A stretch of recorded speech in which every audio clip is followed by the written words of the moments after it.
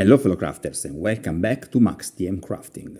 Today a short video on my way to play Heroquest and how I create simple quests. Over the years I've perfected the way I create Heroquest missions.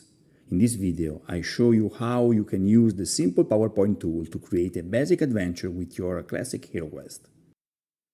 Although I have been using my homemade rules for years, in this video I will show you how to create an almost classic adventure. That's right, we won't follow the canonical rules, but I will start introducing you to my way of playing Heroquest.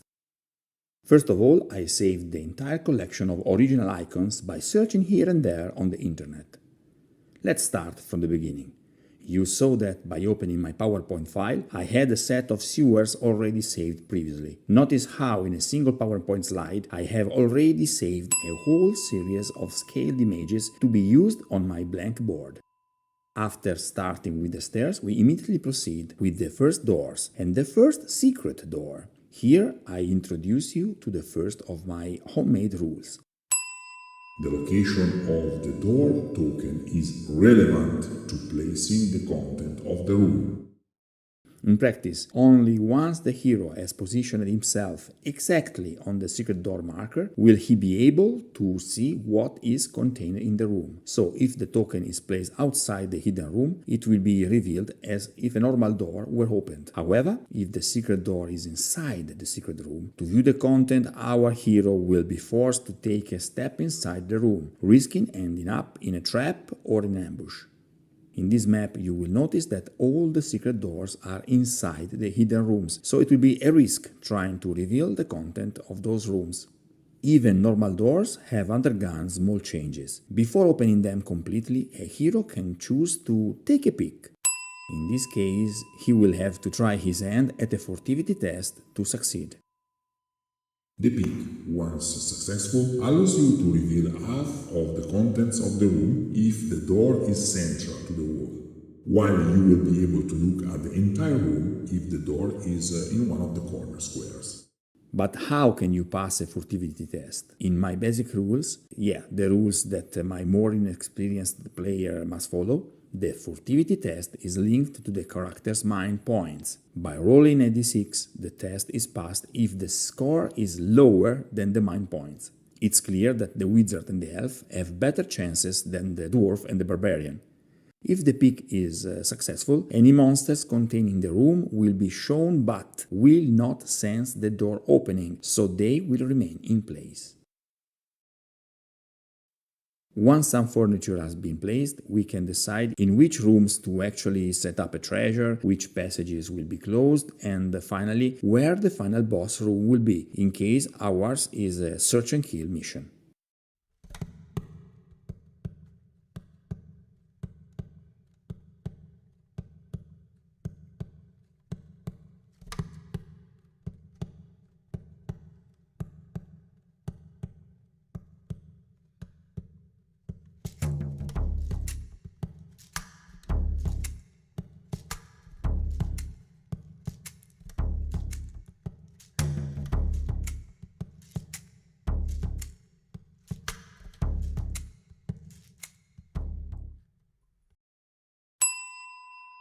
Keep an eye on the countdown. You will see that this video is shot at normal speed. 10 minutes are more than enough to prepare an eye-catching map.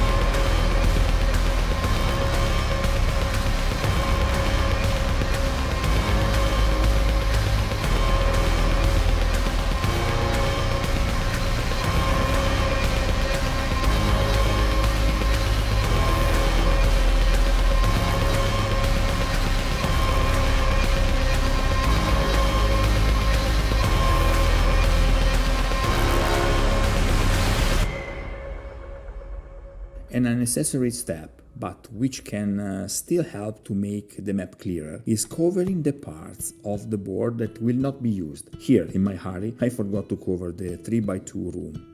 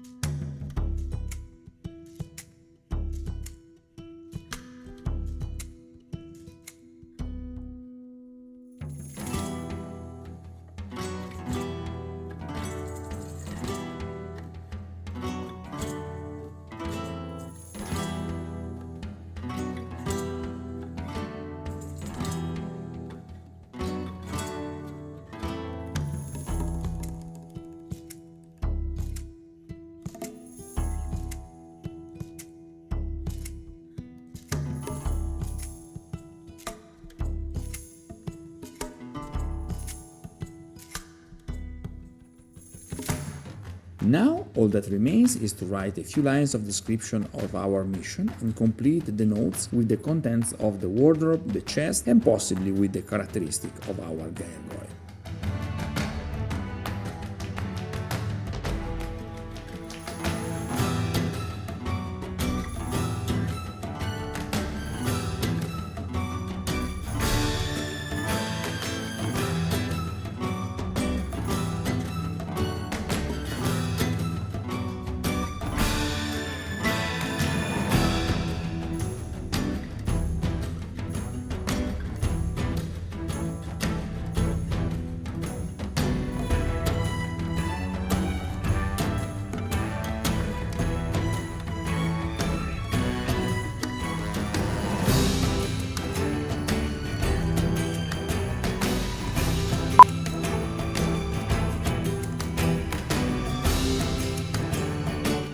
Print the slide, and that's it.